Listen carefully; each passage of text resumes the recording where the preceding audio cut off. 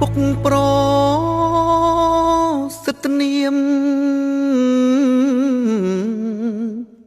ថ្លែងសារដាក់ឈ្មោះស្ដាប់ហើយពីរុងឈ្មោះភូមិរងចាំ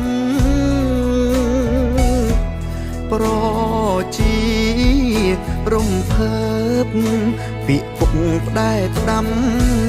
ខ្មែរត្រូវចងចាំរួបរួមសាមគ្គីចូលប្រុងប្រយ័ត្ន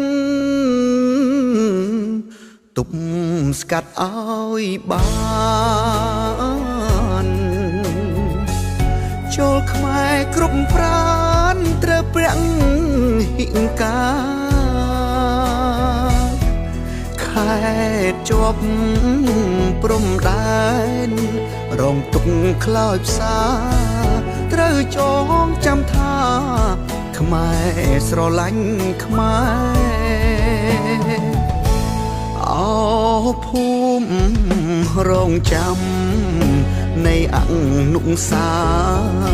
សូមគ្រប់វេលាសន្តិភាពកុំប្រែអើយទឹកភ្នែកស្រក់ក្នុងបេះដូងគ្រប់ពេលពុកមិនភ្លេចទេ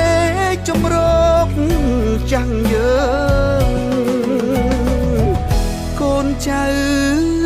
អរគុណសម្ដេចពុកខ្លាំងណាស់យកចិត្តទុកដាក់ជាតិឲ្យរុងរឿង